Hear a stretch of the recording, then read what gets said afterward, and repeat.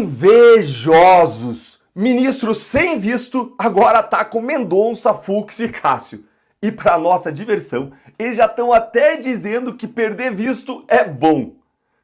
E hoje nós precisamos falar também disto aqui, ó. Deltan Dallagnol tem 15 dias para pagar 135 mil reais a Lula por conta de PowerPoint, decide juiz. No final, eu vou te dizer por que isso aqui não me atinge, por que isso aqui não torna o meu dia nem uma vírgula pior, por que isso aqui nos fortalece. Então fica até o final que é muito importante você ouvir isso. E eu vou seguir dizendo para você meu bom dia, bom dia, bom dia, meu muito bom dia para vocês, queridos amigos não sancionados. Olha, além de eu te desejar um bom dia, eu vou ter que orar para Deus mais ainda, pedindo proteção para mim, para você, para os ministros André Mendonça, Luiz Fux, Nunes Marques, porque a inveja está comendo solta lá no STF e a gente sabe muito bem como muito invejoso por aí busca a desgraça daquelas pessoas que eles invejam. Nesse nosso encontro com justiça eu vou te mostrar duas coisas. Primeiro, como que os ministros sancionados, eles estão lá se mordendo de inveja, roendo unha de inveja, a ponto de atacar os próprios colegas da imprensa. Segundo, eu vou te mostrar como a dor de cotovelo é tão grande, mas tão grande, que agora os ministros já estão até dizendo que é bom ser sancionado. Entenda como isso é bom, né? Bora direto para o primeiro ponto com essa coluna aqui que saiu na Bela Megali no jornal O Globo. Silêncio de Mendonça, Fux e Nunes Marques sobre revogação de vistos gera mal-estar no STF.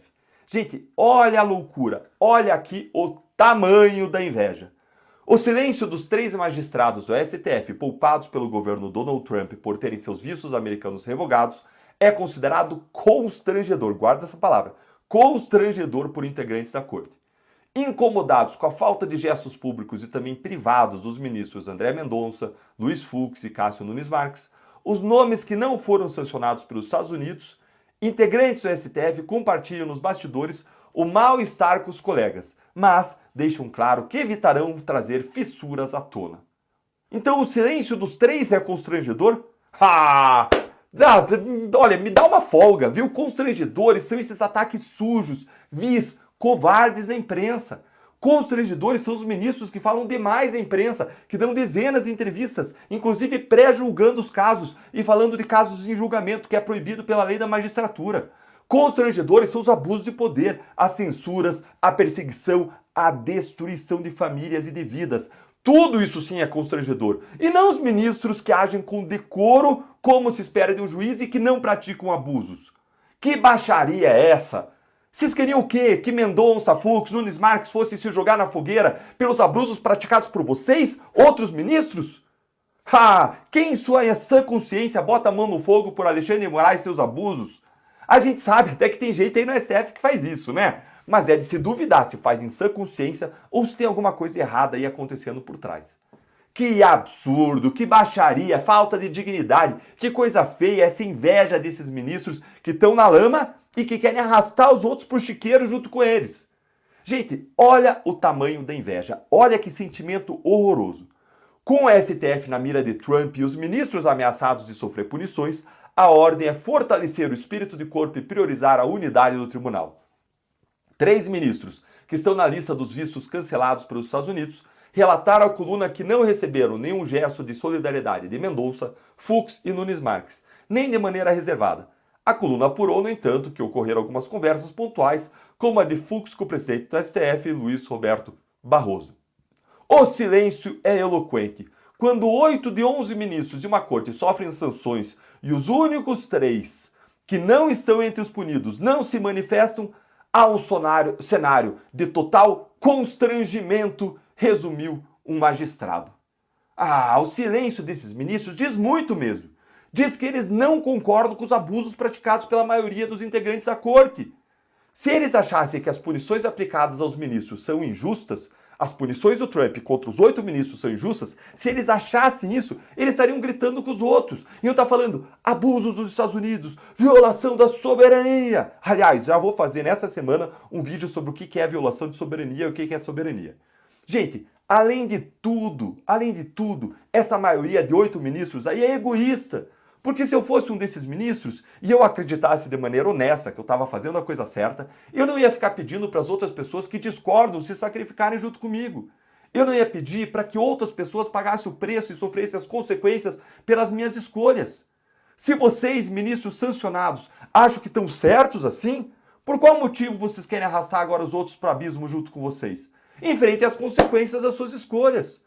E agora bora para o segundo ponto, que eu vou mostrar para vocês algo inacreditável. Os ministros do Supremo estão delirando tanto, enlouquecendo tanto com as punições, que eles já passaram a dizer que ter visto americano revogado é bom.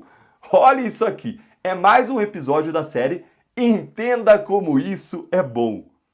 Outro ministro afirmou à coluna que hoje o STF está sendo punido por defender a soberania do judiciário e do próprio país.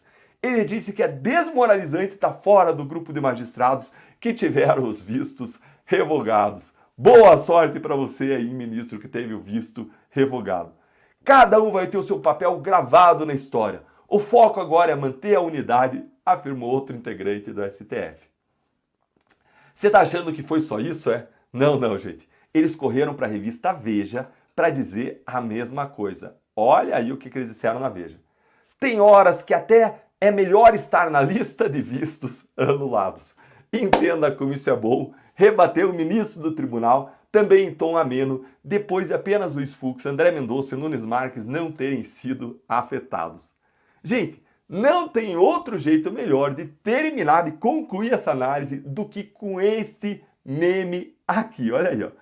Entenda como isso é bom. É ou não é? Gostou? Vai, cola aí no comentário, deixa sua curtida para nossa voz chegar mais longe. Mas para fechar, como eu prometi, eu quero voltar com vocês para isso aqui. Vamos sair agora do assunto da comédia, dos ministros, nossos palhaços que fazem comédia. E vamos voltar agora para o assunto sério. Olha aí, ó. Deltan Dallagnol tem 15 dias para pagar 135 mil reais a Lula por conta do PowerPoint. Tem um erro importante aqui nessa notícia. Eu não fui condenado por um juiz, não. Pelo juiz técnico concursado, eu fui absolvido. Aí pelo Tribunal de Apelação, que é técnico, eu fui absolvido. Esses foram os julgamentos feitos por juízes concursados. Aí o caso foi pro STJ. Me lembra aqueles criminosos de colarinho branco que vai o caso pro STF e fala foi pro STF, foi pro STF. Mas se você é sério e vai o teu caso para lá, aí você tem que ficar com medo. Se você não é aliado dos políticos corruptos e o teu caso vai para Brasília, aí você tem que ficar com medo. O meu caso foi para o STJ, um tribunal político. Meus advogados disseram que era impossível ser condenado no STJ porque o STJ teria que ir contra todos os precedentes anteriores do próprio tribunal, que não pode rever fato e prova, que o próprio tribunal já tinha decidido, inclusive o Supremo tinha decidido em precedente vinculante que uma ação contra essa nunca ia ser contra mim, pessoa física, mas só contra a União e eu jamais seria processado, ou seja, meus advogados me deixaram tranquilo. Mas aí adivinha o que aconteceu? O tribunal político me condenou. E eu faria de novo 1000 vezes a mesma coisa. Mesmo sabendo que seria condenado por um tribunal político, eu faria 1000 vezes de novo se eu tivesse 1000 vidas. Eu repetiria e eu repetiria, porque é preciso colocar na cadeia e não na presidência aqueles contra quem surgem fortes provas de corrupção. Eu fiz a coisa certa, eu não me dobrei ao sistema, eu não me arrependo. E quem deveria ser condenado são aqueles corruptos e aqueles que garantem aos corruptos a impunidade suprema. Agora, se você está preocupado comigo, eu quero agradecer você demais, de todo o coração. Mas eu quero dizer para você ficar tranquilo, porque mais de 12 mil brasileiros não me deixaram sozinho e protegeram a minha família de pagar o preço de eu lutar por justiça, num país em que os corruptos mandam. Mais de 12 mil brasileiros doaram, sem eu pedir, e em 48 horas, pequenos valores somaram mais de R$500 milhão. Isso mostra que nunca foi um trabalho individual, sempre fomos nós, em conjunto. Vocês são um milagre de Deus na minha vida. Vocês me fortalecem, vocês me inspiram a lutar ainda mais pelo nosso país. Todo o valor excedente ao valor da indenização vai ser doado a hospitais filantrópicos que tratam de crianças com câncer e com transtorno do espectro autista e eu vou prestar contas de todo o valor. Dessa forma, o que nasceu como uma injustiça vai ser transformado em um bem. Essa injustiça vai virar o bem. A tentativa de vingança de Lula vai ser revertida em solidariedade. nós vamos juntos concretizar o que Paulo disse na sua carta aos Romanos. Não se deixem vencer pelo mal, mas vençam o mal com o bem. Guarda isso aí no seu coração. Não se deixe vencer pelo mal, mas vençam o mal com o bem.